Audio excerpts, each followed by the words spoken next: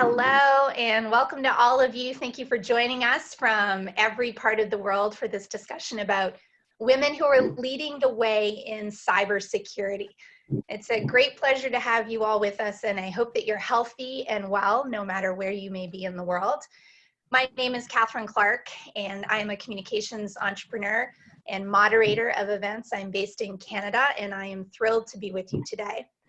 I'd also like to extend a particularly warm welcome to our distinguished panelists who will be engaging in a meaningful and dynamic conversation in just a few moments. Our panelists are well known in this industry, but I'm going to introduce them briefly right now anyways. Lynn Grasso is the Chief Operating Officer for Digital Business Innovation, and I'll get all of our panelists to give a little wave so that we know exactly who they are. Hélène Deschamps Marquis is partner and national leader of the data privacy and cybersecurity law practice at Deloitte Legal Canada.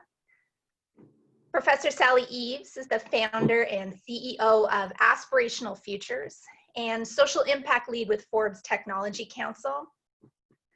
And Olivera Zatezalo is the Chief Security Officer at Huawei Canada.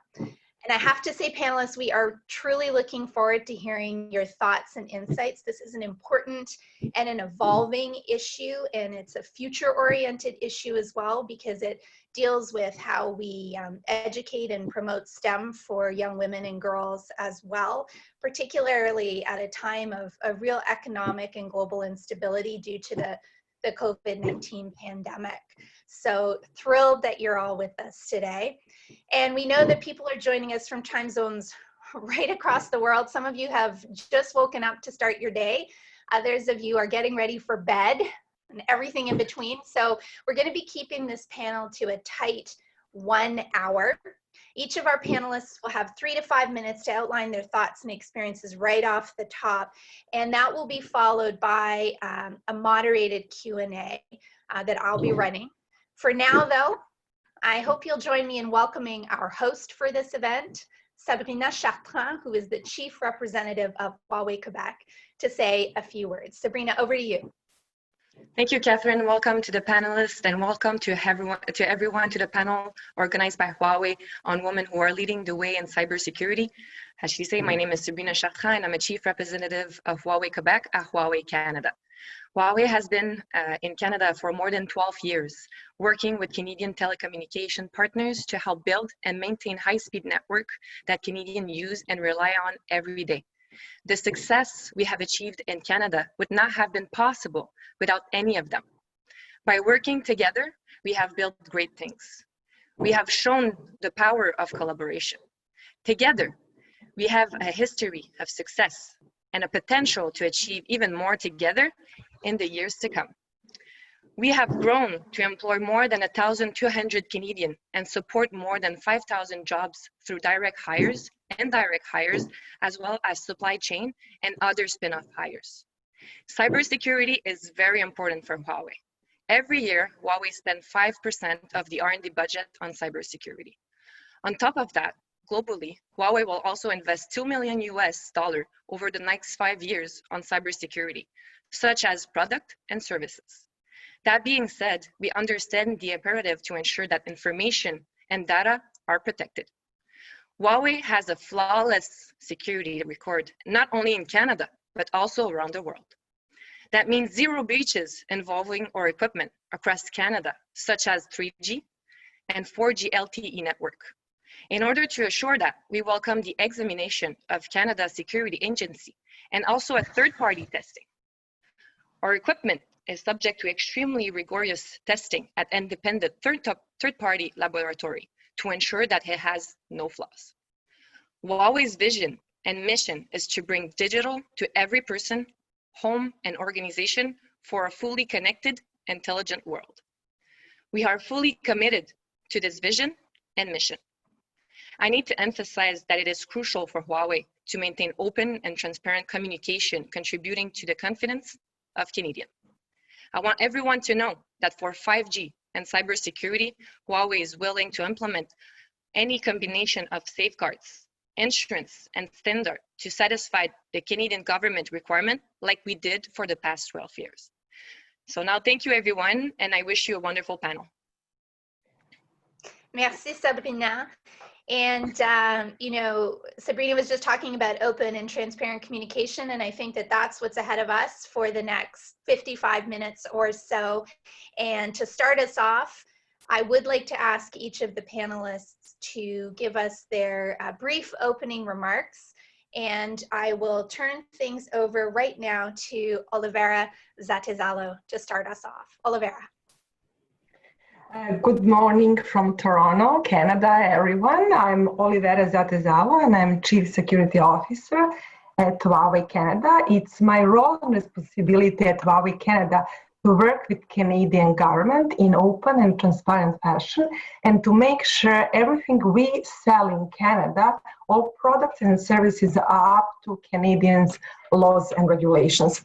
These days, I'm spending most of my time on 5G cybersecurity risk assessment and on cybersecurity and privacy framework for artificial intelligence and IoT.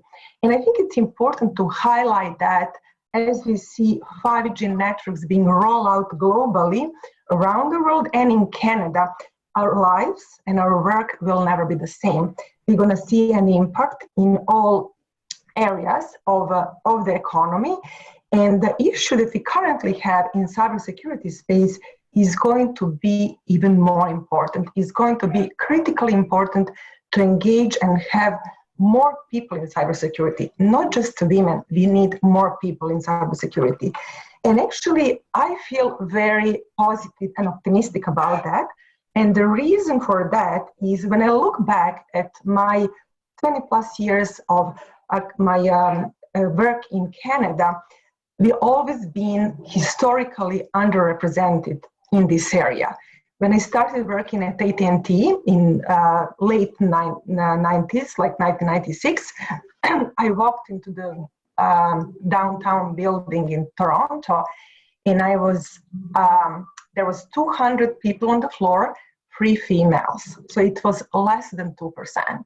It was only like 20-something years ago. These days, we are complaining we don't even have 10%, but back 25 years ago, it was 1 or 2%. So we made big progress, and I feel very optimistic. And actually, what I would like to do right now, I would like to share just a little bit of my personal story, just to inspire young girls coming from university to look for the jobs in cybersecurity. And what I would like to say, back in 1996, when I walked into the meetings room, I was always the only woman in the room. And I was surrounded by the very smart, exceptionally educated male who were very competitive. And these meetings rooms at that time, and even right now in Canada, they're battlefield. And it's difficult for everybody. It's not just difficult for me, women, it's difficult for everybody. So what I've noticed is that as soon as I entered, because I was young, I was also an immigrant, my English was a second language. It makes a big difference at that time. As I walked in, everybody would start to be nicer. People would start to talk nicer to each other. I noticed that, and also people around me noticed that, and HR noticed that. So long story short, over 20 years, I was promoted 10 times. And the reason for my promotion was not that I was very hardworking. It was also that I was actually a change agent. They noticed that I can bring people together. Maybe it was my empathy, maybe it was my maternal instinct because I had the baby a few years after. I don't know what impacted that, but definitely they recognized me as the change agent. It's somebody who can bring cross-functional team of very smart, competitive male working together. And actually, I think they gave me an amazing opportunities, and I built a beautiful life in Canada.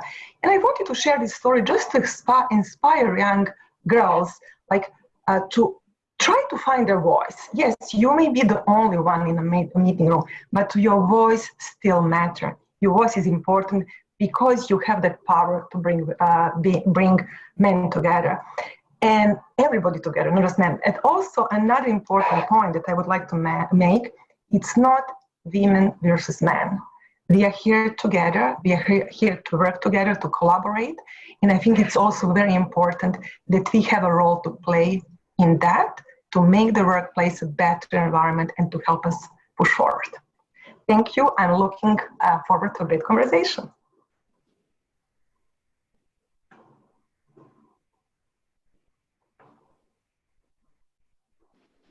I've done what everyone is doing in Zoom meetings now.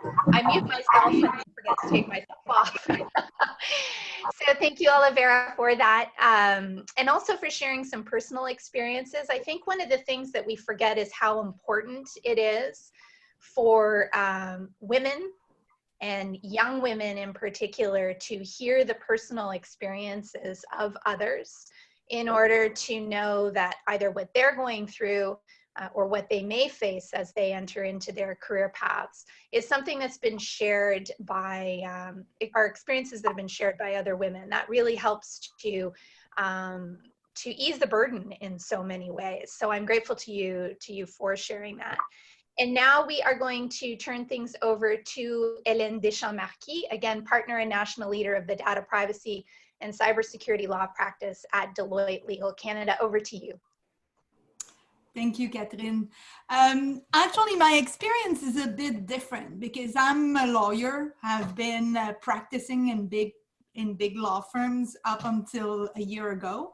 I've been focusing on cybersecurity, and what I'm doing at Deloitte is I'm heading the national team, but I'm also responsible for all the Americas to build something completely new that never existed before, which is the cybersecurity services that Deloitte normally provides, but couple and team with a legal team that understands cybersecurity and can provide higher services.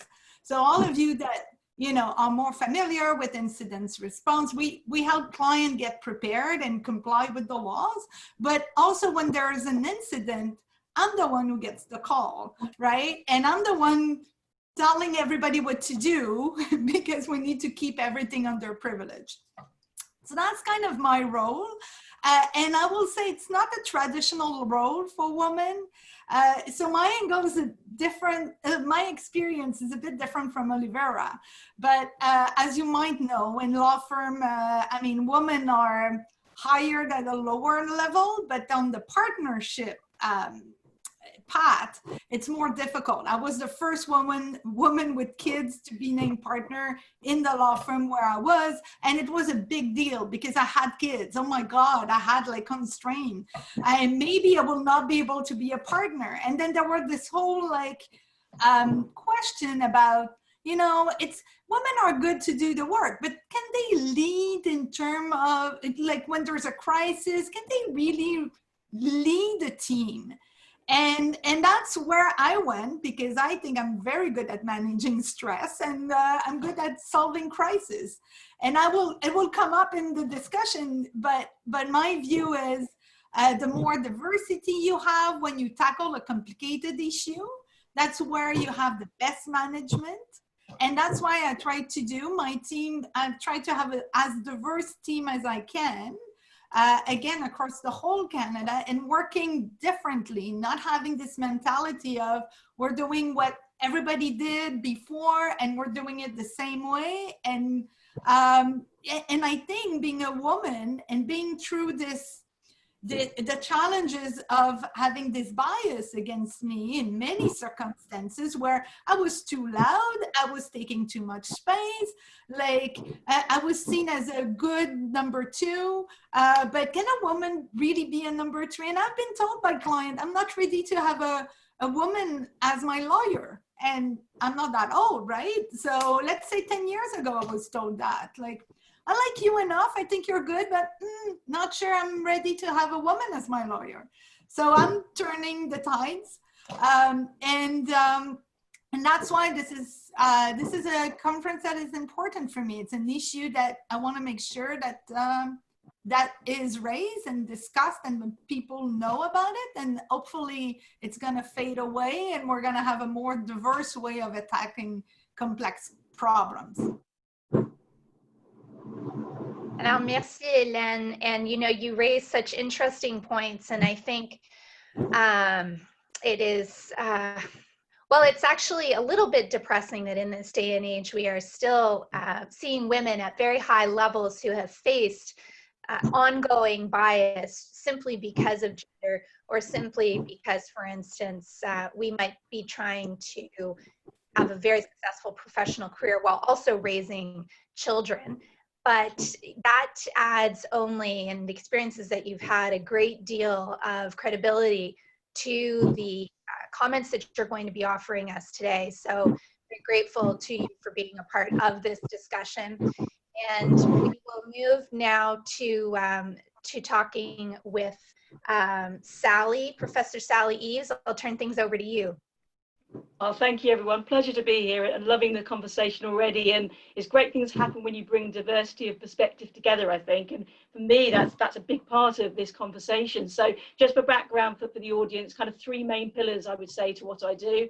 One is emergent technology, and my background actually is in telecoms as a CTO and also change management. So again, some similarities there. Also education, both from the professor point of view at universities, but also community education. I love working with the talent of the future and very much focus on STEAM learning as part of that. So technology skills, but also with creativity and imagination and the arts. I massively think those two things need to be together and valued equally.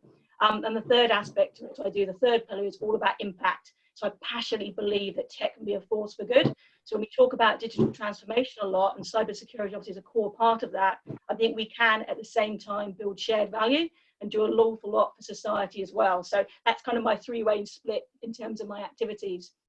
In terms of personal experience, some things that Olivera mentioned at the beginning resonate as well. So thinking back to some of my telecom roles, one organization there were 107 people in this particular organization, which I ended up leading, and there was only 2 females, myself being one. So I very much resonate with that experience and what that's like. And also some of the points Hélène mentioned about diversity. For me, it's about diversity of experience. So gender is massively important, but it goes beyond that too. It's diversity of experience. That's how we get creativity. That's how we have teams that are looking for the best possible solutions, being imaginative and coming at things from different angles. I think, lately there's been a lot of talk in the news in particular about bias. And again, I think that diversity of experience comes into that so importantly too. It's not always intentional. Some bias is very implicit, and the more we can have teams that are really drawing on these different experience areas across gender, across race, but also, bringing people who are historians or artists, different creative aspects as well, I think that can breed great success for the future. So again, I'm relating it back to the cybersecurity themes. One of the things we're doing with our nonprofit, Aspirational Futures, is helping to support the talent of the future. Where there are gaps in digital equity, getting people access to free resources they can learn about cybersecurity, and it's not behind a firewall. I think that's massively important, and doing things with younger and younger age groups as well. Because again, for me, cybersecurity isn't just something we talk about in our business lives or something we talk about in our family and protecting in our home systems. It's something we need to know about, right from school age as well. So we get used to what we should be looking out for, and we feel informed. I think that's the best way to build trust and build transparency too. Yeah. So for me, I think it is tech, education and impact, and how we can bring these aspects together. And I'm looking forward to drawing in on those a bit more in the conversation today. Thank you so much, Sally. And next up, we're going to be turning to Linda Grasso, the Chief Operating Officer for Digital Business Innovation. And Linda, over to you.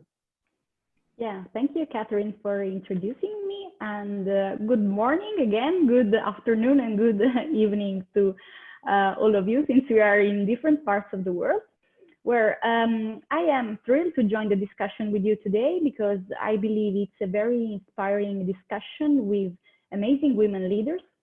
And so thank you. I am Linda Grasso from Italy, and I'm Chief Operating Officer at Digital Business Innovation. And in my company, we manage projects in the field of digital transformation. And our mission is helping companies to harness the power of emerging technologies such as artificial intelligence, Internet of Things, 5G, and also cybersecurity in different vertical industries. And we are seeing how, in fact, technology is increasingly become a key pillar in our lives. We've seen it also during this uncertain times we are living due to the pandemic of COVID-19. And we've seen how technology was useful to face the virus in different sectors, most of all in healthcare, but also let's think about education. Schools were closed, but in fact, learning never stopped. And also other sectors like economy and so on. So in fact, we've seen how technology has a huge social value, and that's why we should trust in technology in order to thrive and create a better future. Anyway, I think that we should not focus on technology as an isolated element. We should consider it as a component of a puzzle, where there is also another important element that is sustainability. Because in fact, I really care about the 17 Sustainable Development Goals that are set by the United Nations, and in particular, one of them, the fifth, that is gender equality, because it's the one that I feel that is closest to me. Because, you know, I am a woman, and working in STEM, I realized that there is still strong underrepresentation of women in this field. And I believe it's not fair, because I think women have great attitudes towards STEM jobs. And about this, I like mentioning an episode, because I am an engineer.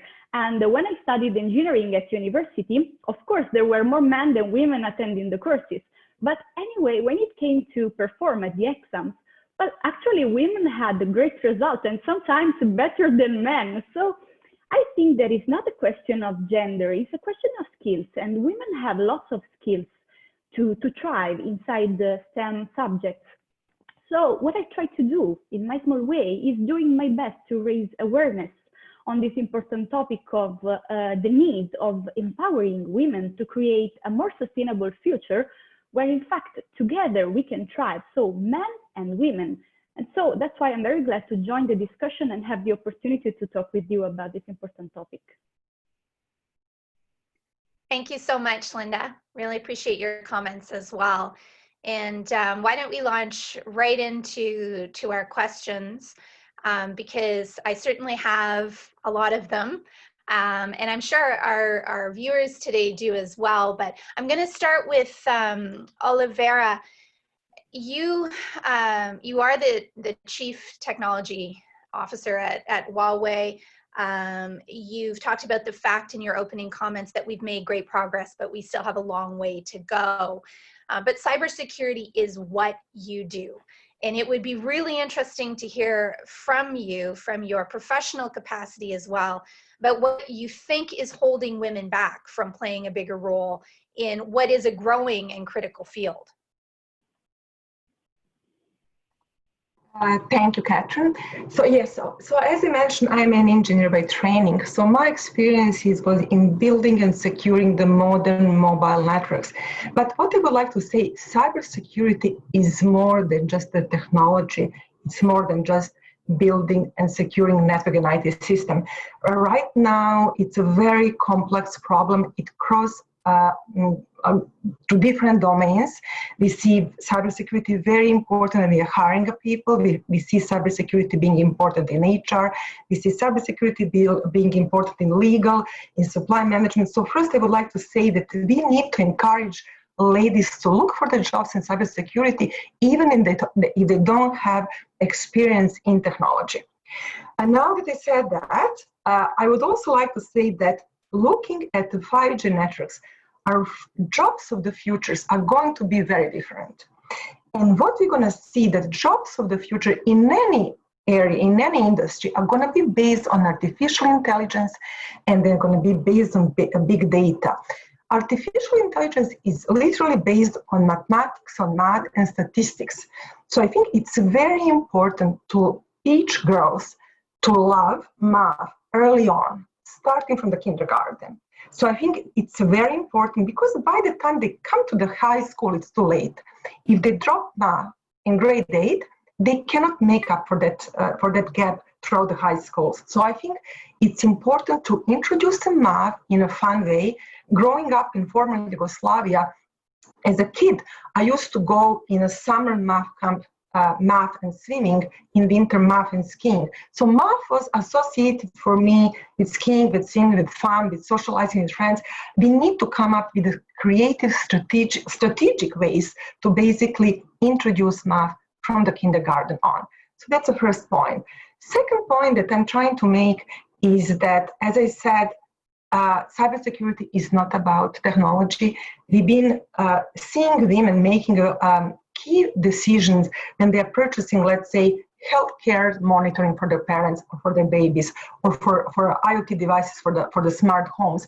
So they understand inside out the security and privacy issues around these devices. So we should engage these ladies who already understand the market to help us design from the very beginning privacy and security frameworks for the new IoT technologies, from the new smart homes and smart cities.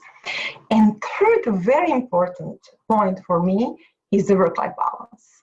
I'm a mother, and it's difficult. It's not easy. I have a grown-up son right now. I remember 10 years ago, it was very difficult. You feel guilty leaving your kid at home.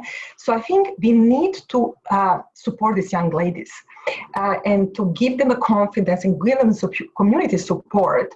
And we need to teach them that they're not alone in that. We all face the same issues, and they need to build support network at home and at work. It's okay to delegate some things at home. It's okay to delegate some things at work. You don't have to do anything. So I think building that support network both at home and at work is important. And also, as a society and a government, we should play a role in and also organization providing the safe and reliable childcare like for our working women. So I think this is going to make a big difference, because cybersecurity, long hours, you interrupted nights. I've been called at midnight, 1 a.m., 2 p.m., 2 a.m. in the morning, and I stayed on a call sometimes even 12 hours till we resolve the issue. So it's hard. It's not easy, but it's rewarding. So we need to build a support to enable women to be more engaged.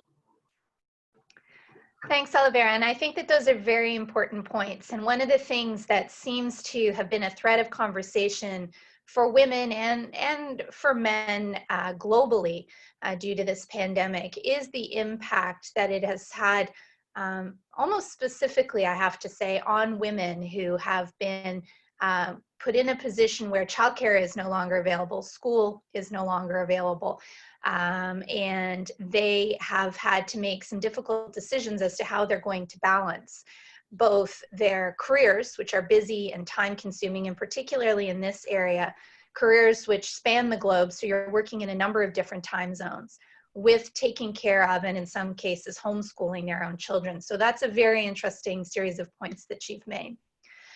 Linda, you're very passionate about digital transformation.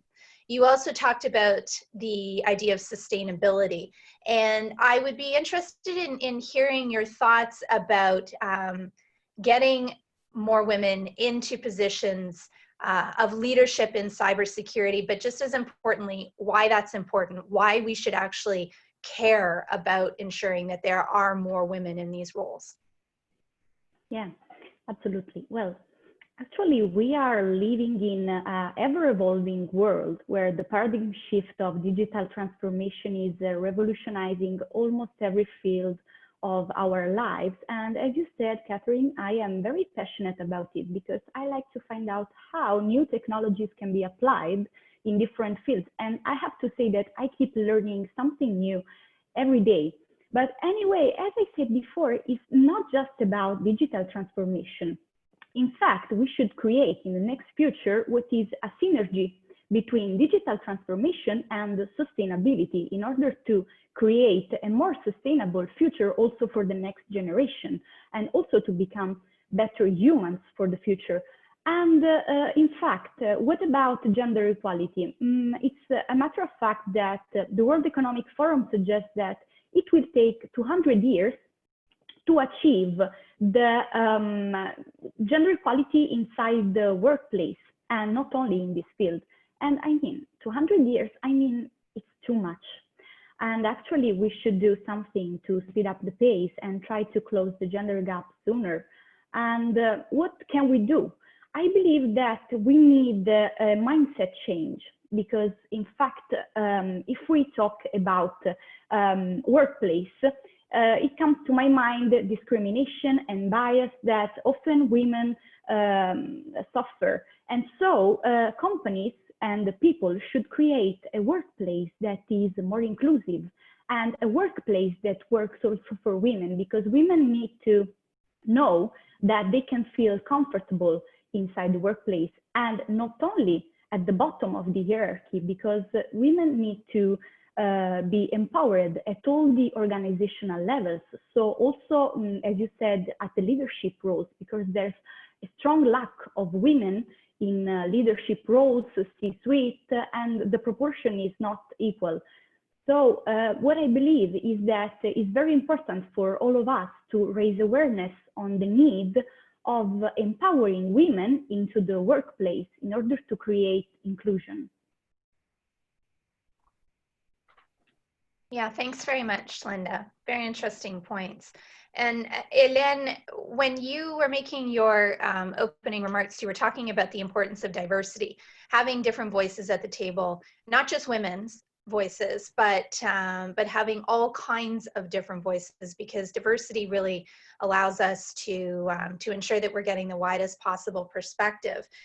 Can you talk on the gender front specifically, if we can't start to reverse this idea, or well, I was going to say reverse the idea of the low participation rate of women in cybersecurity, but as Olivera pointed out, you know, we started very, very low, and we're slowly making progress. But if we can't speed that up, what are the cybersecurity risks, in your opinion? A bit like you resume what I was saying, and it's the theme of my intervention today. I think cybersecurity, both in the preparation, response to an incident, and recovery, it's very, very complex.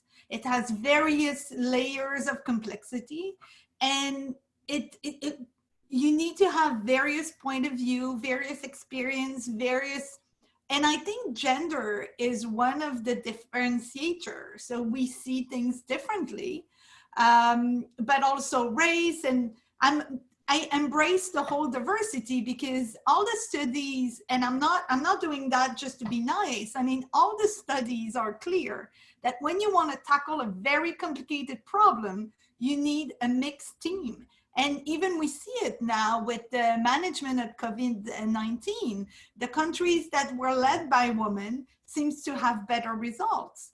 And often because those women will include people with various backgrounds, because they don't come from the mainstream either. So I think for cybersecurity, I don't think that cybersecurity has a future or not. I think it's here, right? We're not going to solve it. It's something we have to live with. We have to manage. We need to manage the risk related to it. I know on the legal front, in Canada, people in Europe, you already had GDPR.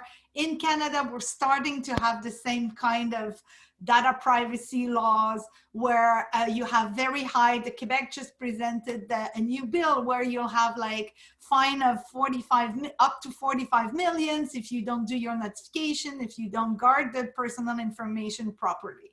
So the risk related to cybersecurity for a company are raising. And so you need to be able to understand it, you need to be able to manage it, you need to be able to recover and prevent it. And I think the more diverse team we will have, the better we'll be. I hope more women enter. To come back to what Olivera was saying, I have 2 teenager daughters. And I mean, sometimes I felt guilty that I was working a lot, because I take the call on the weekends, and I have a whole team working with me, but I'm often on the front line. But I felt that they need an example of what a woman can do as well, right? And sometimes I'm less of the traditional mother, but I hope I stand as an example, because there's not that many, and I am happy to be with you guys, because I think we're all leading in our field, but there's not that many women at the making the decision and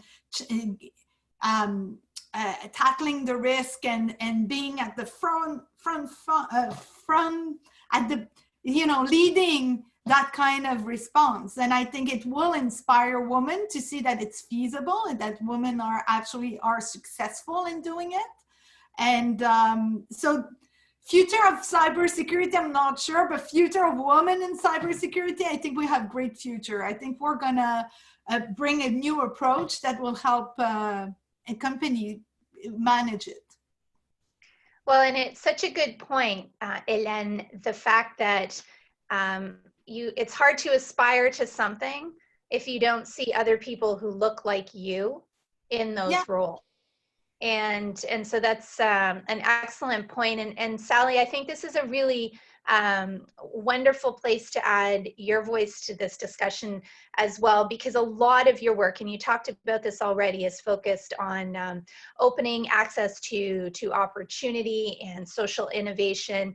And you talk about tech as a real, can be a real force for good.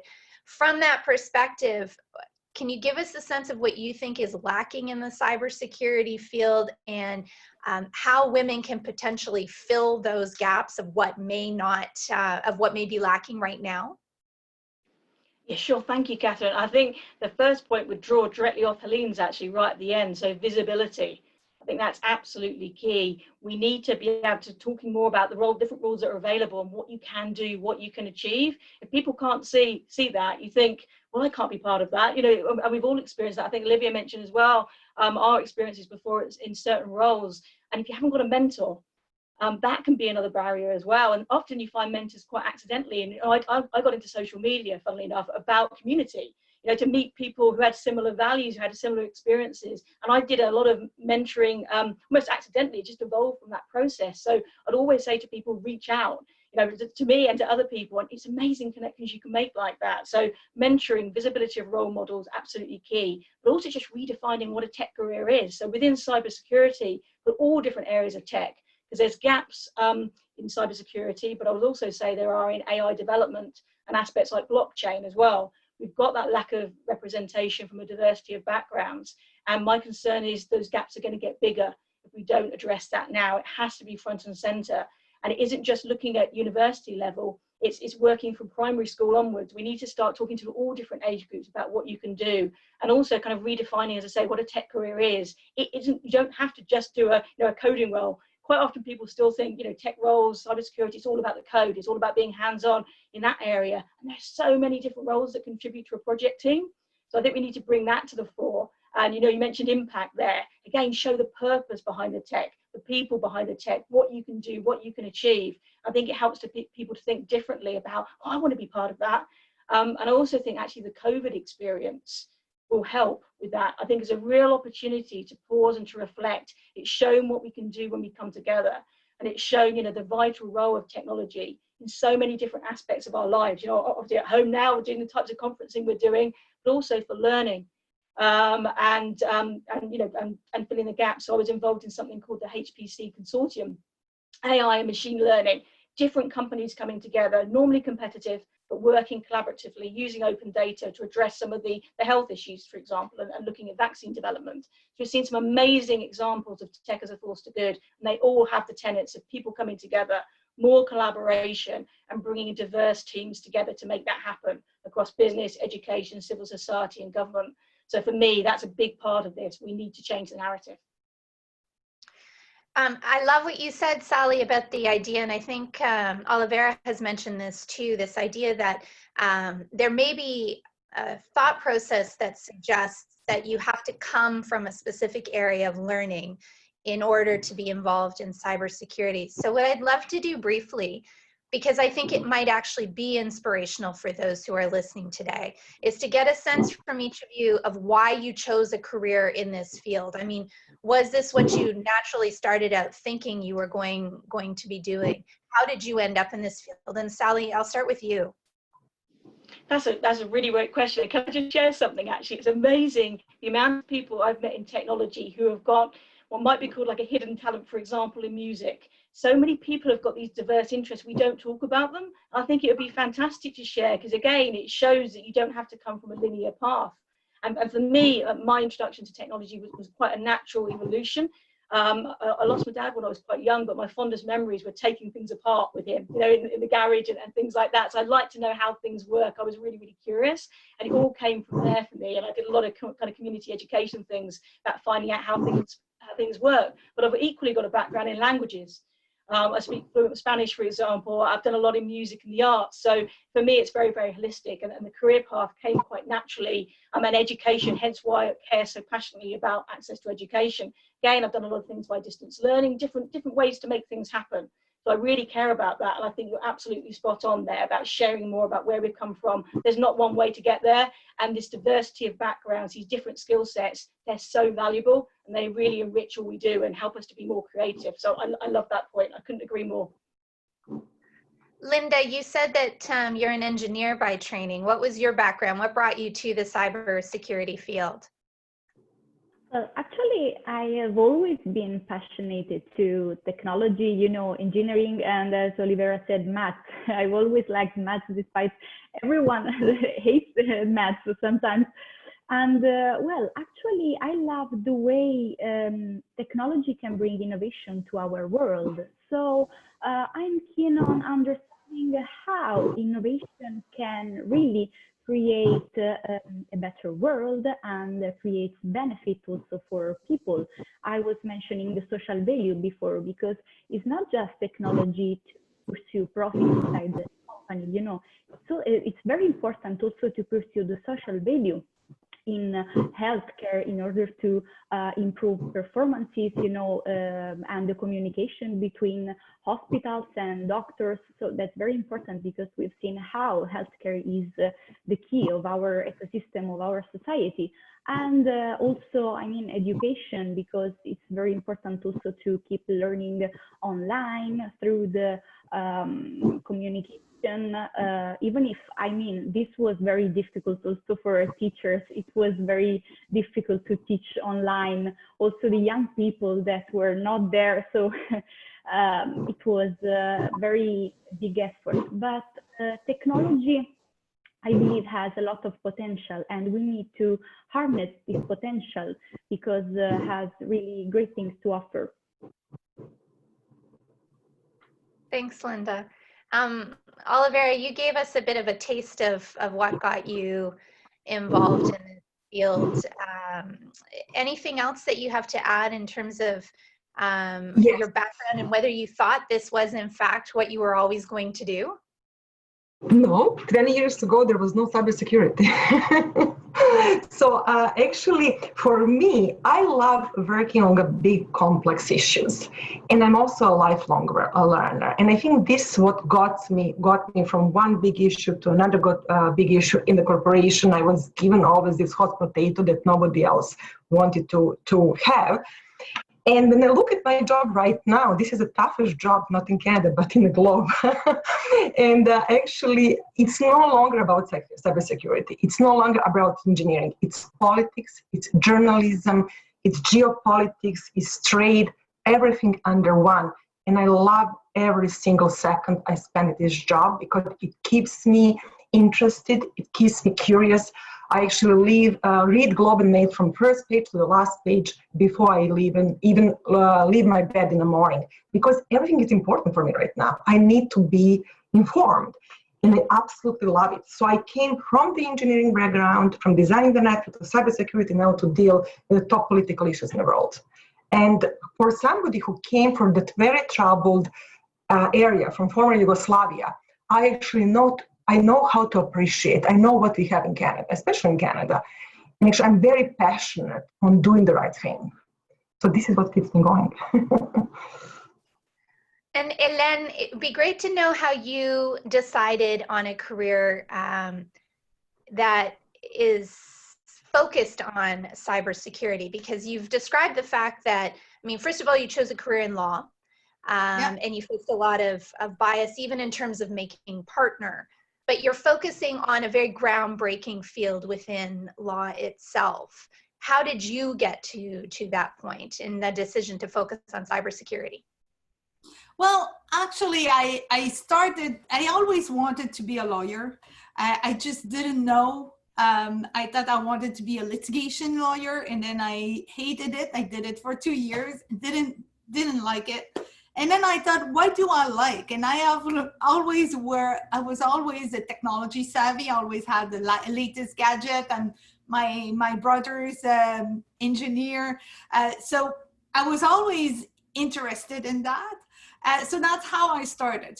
So let's say for almost 20 years now, I've been a digital law lawyer, and we're not that many in the world. So I made a name of myself doing conferences all around the world. And a couple of years ago, I'll say about 10 years ago, Olivera, kind of the same thing. I had some client that came to me because I was doing all the outsourcing agreement, financing of technology companies. So I had a knowledge of technology, and they started having, cybersecurity insurance. Big companies are having like a strategy for cybersecurity, and they reached out to me to be their breach coach. And I started like that, and then I loved it. I thought, oh my God, this is brand new. I love doing that. I love being the boss, because as a lawyer, we do a lot of incident response. So there's a lot of strategy before, but there's a lot of, there's a crisis. What do we do? And I'm good at that. And I love that. I'm not a stressed person. I adore it. I'm at my best when it's like that. So I loved it. And so a couple of years, actually, a year and a half ago, I was working a lot with Deloitte, because as you may know, when you have an incident, best practice is to hire a lawyer, then hire an incident response team. And I was working a lot with the Deloitte team. And a year ago, beginning of last year, they came to me and they said, we love working with you. You're the best we know. We want to have you in our team. And I was like, I'm a lawyer. I don't work in an accounting firm. Like, I like you guys, but but then they created that role. They said, we will create a law firm for you. Come. And that's what I'm doing. So I moved a year ago, and now part of my practice was, M&A, like financing, but I let all of that go. And now we're creating, and I think we're creating something that never existed, and to my knowledge doesn't exist in other around the world, is that we're creating this practice of cybersecurity law, but really the lawyer hire across Canada, they know about technology, and they work hand in hand with the technology people. And so when there is an incident, it's not like, oh my God, what's going on? We do that inside out. So we have playbook, we know the law. So we're creating something complete. I'm very enthusiastic, as you can see, about this adventure. So it started, but really I fell in love with cybersecurity. And like Olivia said, it is, you never get bored. It's always different. There's always something new, and it's complex, and you have to think of many things very, very quickly. You have to manage different things, different point of view, communication, forensic. You have to view many aspects of it, and I like it. I think the inspirational element of having listeners be able to understand that women are coming at this from a variety of different fields and perspectives is incredibly important in terms of ensuring we do get more women involved in the general field of cybersecurity. To be more specific, Sally, can you give us a sense of how we can actually address this gender imbalance, what companies need to do to move this forward? Yeah, great question. I totally agree with you. I love all the sharing here. I think it's fantastic. So for me, again, I think technology and education go hand in hand. So one of the things I'm working on with some organizations at the moment is more outreach into schools. So we can get people, a bit like what we're doing here, but right into school environments. And actually, again, the COVID situation, things that before take quite a long time to organize, to get those permissions through and things like that, we've accelerated that curve massively. So we're in your homes talking about these types of experiences. So again, I think far more partnership around community education, doing that outreach, showing what we do, and showing that cybersecurity isn't just, challenging the assumptions isn't maybe what you expect it to be, and all the different skill sets are involved. I think we've covered that in quite some detail, all the different excitement, the pressure at times, but the energy, the dynamism of these types of roles. I think it's fantastic how you're connected to everything that's going on in the world and how much difference you can make across work, across home life, and to wider society as well. So really conveying that, I think education and technology companies working together and doing that information piece is massively important. I think that can start to address the gaps. And I'd say quickly as well, because I'm conscious of time, but there are three main kind of drop-offs when it comes to STEM education in particular. So from a UK point of view, it's kind of when people are selecting GCSEs, so age 13. There's also a drop-off at A-level selection, so the ages are 16 to 18. And then the third one is actually students who have taken STEM subjects at university, not doing the uptake and not actually using them in their ultimate career. So you've got these three pillars to address. So I think we need to target more strongly at those points and stopping that before it happens. So this education technology working together is a great way to make that happen. So visibility of role models, but this tighter partnership and being more specific at the groups where we can see this happening. And also broadening as well, not just talking about getting more girls and women into tech, but more people from a diversity of backgrounds. I think that's really important too. So yeah, and anybody listening as well, because obviously I'm doing a lot in that area. If you want to get involved, please contact me, because I love getting involved in that. And there's lots of things happening that you might not be aware of. So that's the other thing as well, communicating about what we're doing and sharing that. Because I think sometimes even in your own city, you don't necessarily know what's happening in the other part of town. So I think sharing that and building that communication piece is vital too. Linda, building on that, are there organizations or initiatives that you have seen through your own work that are doing it right? Well, I have to say that fortunately there is an increasing interest in this kind of topics, and the companies are starting to embrace also this kind of concept of raising awareness about the need of empowering women in technology. And I've seen there are different initiatives, many more if we compare it to the past. And I think that we are going to move forward, fortunately, but we can't stop.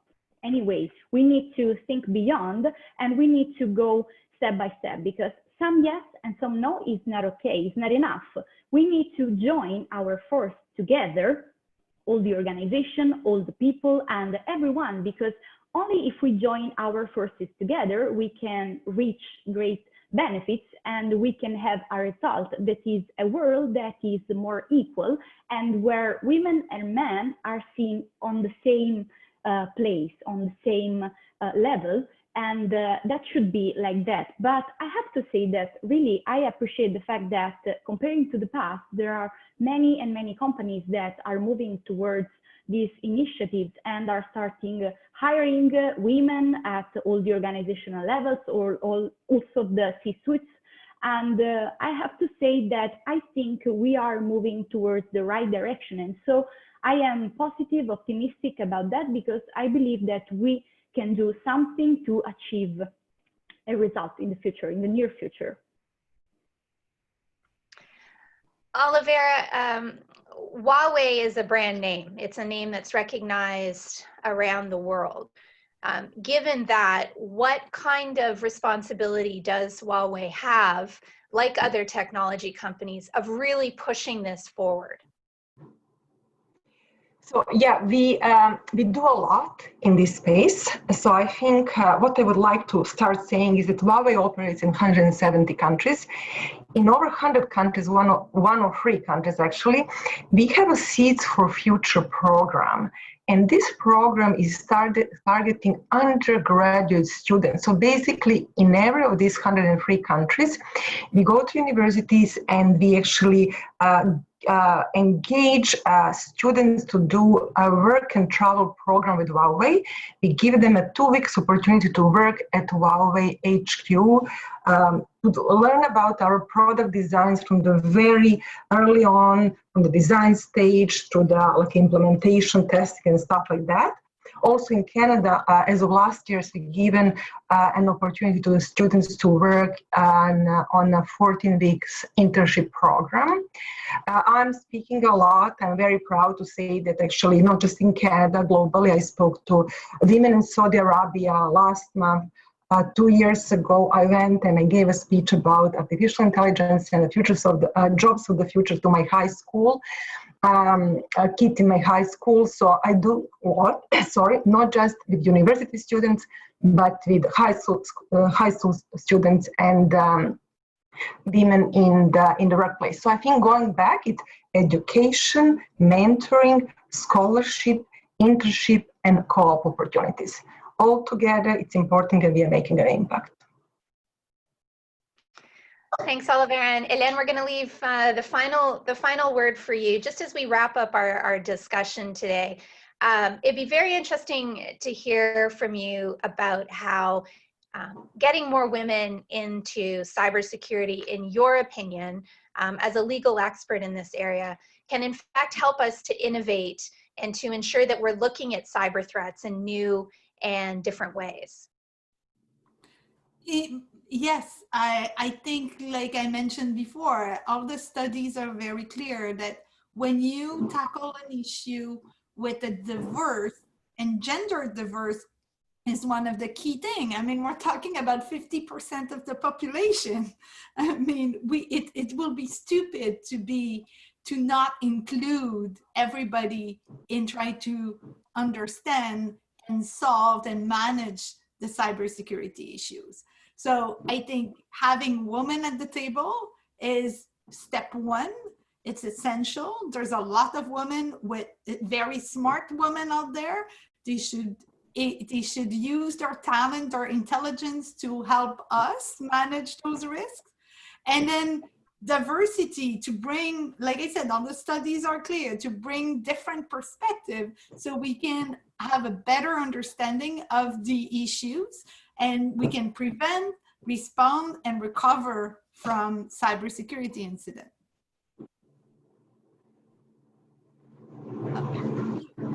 It's been an absolute pleasure to have the opportunity to chat with each and every one of you. Remarkable careers that you all have, and remarkable contributions that you continue to make in your own communities and beyond the cybersecurity world as well. And on that note, I will turn things back over to Sabrina Chartrand with Huawei Quebec to offer final remarks. Thank you. Thank you. On behalf of Huawei, I would like to thank Catherine for being such a great moderator. Also our amazing panelists, Olivera, Hélène, Sally, and Linda. And also thank you everyone for attending. I know it was different time zones, so thank you, and hope to see you all soon again. Thanks, and have a great day or a great night. Thank you. Bye-bye.